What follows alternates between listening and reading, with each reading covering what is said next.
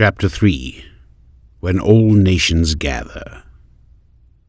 As the first day of Mahala began, Arcos went up to an abandoned turret that budded off the Ehredt. The turret room was carpeted with moss and mould, and cobwebs hung from the ceiling. Wiping the grime off of one of the window ledges, Arcos cleaned himself a place to sit and let his legs hang outside over the city. While he waited for the festival to begin, he took dirty bones from his makeshift bag and began cleaning them with his carving knife. The carving knife, with its cormantle blade and its handle made from roculi antler, looked too handsome for the gritty work, but it took off the dried pieces of matter and meat so smoothly it seemed as though it had been made especially for the task. One by one the clean bones fell in a small pile on the mossy floor.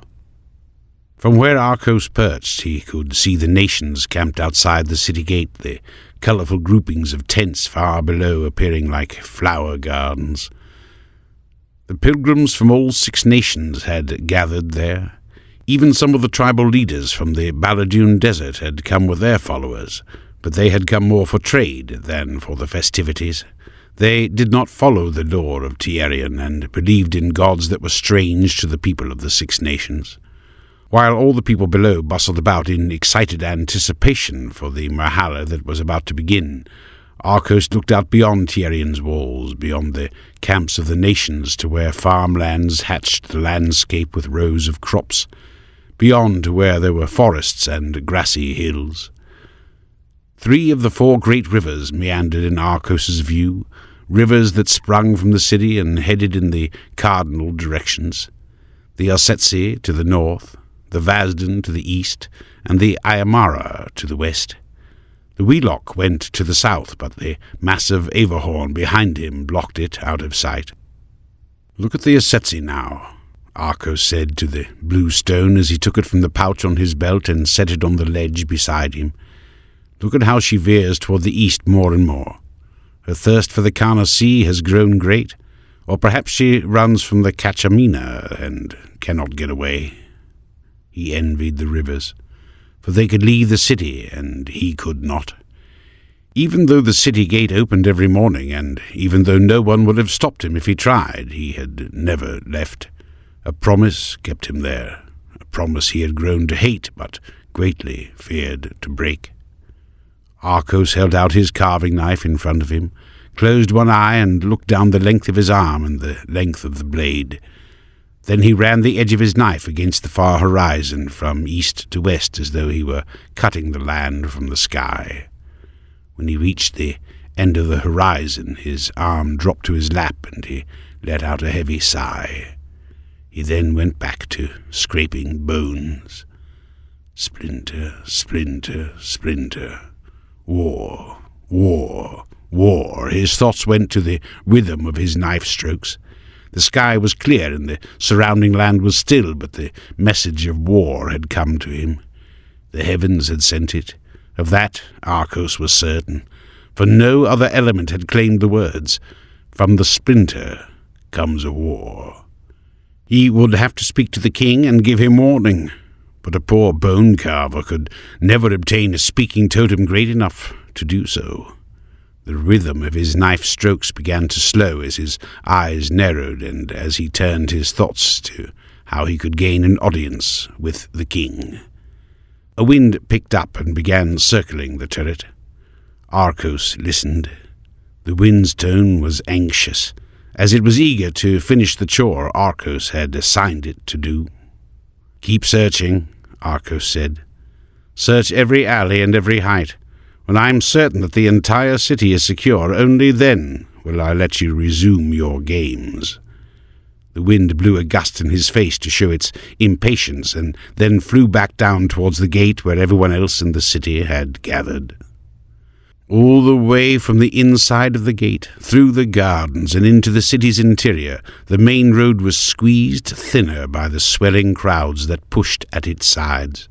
So tightly were the people packed together that the smell of perfumed people and unwashed people wafted together. But it was an occasion where such smells were tolerated. Mothers held tightly to their children's hands, and the smaller children sat on their fathers' shoulders. The old men and women sat at the back of the crowd, chuckling at their old jokes. When 100 horns blew from the tops of Tierian's wall, idle talk changed to excited whispers.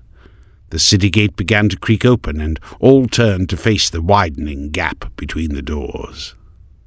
The people had waited 5 years for the gates to open. 5 years for a time when the tables from every home would be pulled outside onto the streets and piled with food. It was a time when bonfires lit every square in the city at night, and the audiences gathered around the coals to be enchanted by the ancient tales of storytellers. It was a time when the music never ended, and everyone knew the words to the songs. But what everyone waited for most of all was the flight of the Eretheas. The nations would revive peace between each other. The stories that founded their cultures would be relived.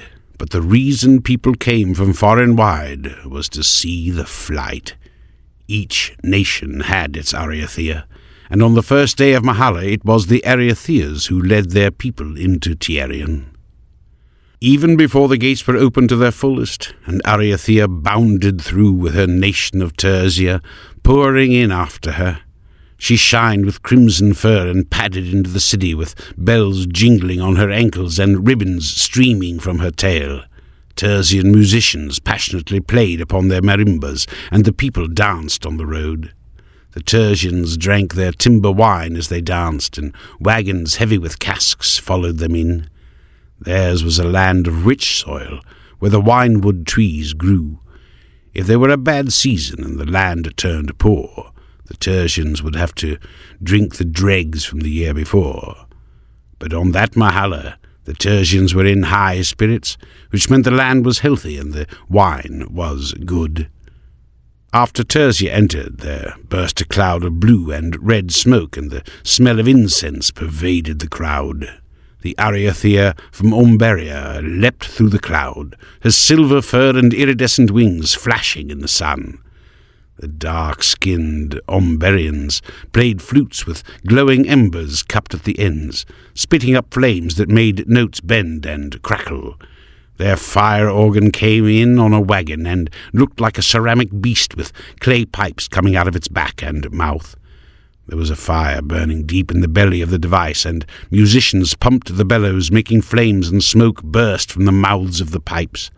Different temperatures played different notes, creating a volcanic music that made the crowds wonder at how the Umberians could make fire sing. Through the clearing smoke came the Erethia from Anshaw. He was covered with thick grey fur, and scars streaked his side, marks that showed he had had his bouts with the giant Deogran birds of the mountains. As he entered Tierian, little Anshine children flocked about his woolly feet, and he herded them into the city. The Anshines who followed were tall and fair-skinned people with hair ranging from blonde to white. Tribal symbols in blue paint spiraled up their arms and legs, much in the same way the clouds curled upon the high crags. The men blew on pipes, and the women sang their mountain songs. The horns of Patara sounded, and a beautiful Erethia with golden fur and a crown made of golden horns entered the city. He tilted his head upwards to receive the crowd's praising eyes. The Patarans who followed were also a people who believed they deserved their pride, for they had knowledge that was yet undiscovered by the other nations. Great inventions, such as the mills that harnessed the wind in the rivers, marked the tops and bottoms of the canyons from where they had come. They had massive white stone universities that created apothecaries and inventors, priests and philosophers, makers of medicines and makers of laws. They had become a great people, and they wanted everyone at the festival to see it. Once the Golden Nation had passed, the crowd turned their gaze to see entering through the gates the Erethia from Derisium, a creature of black fur with a white blaze running down his forehead. He walked into the city with a disciplined posture, keeping his chest out and his wings tall and trim.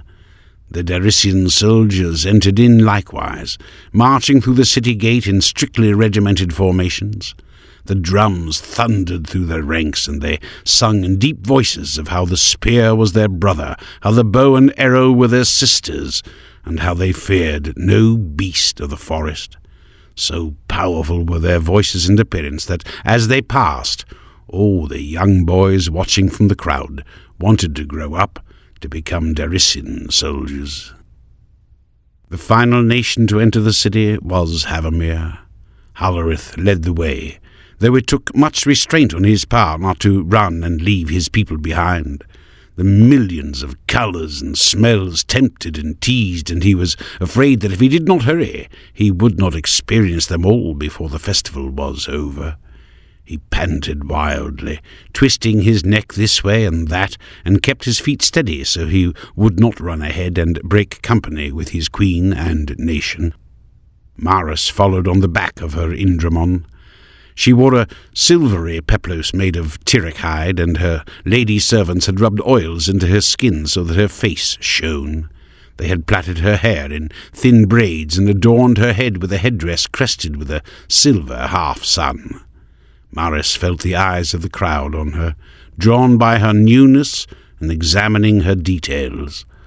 A nervous smile trembled on her lips, and her fingers fidgeted with the folds of her peplos.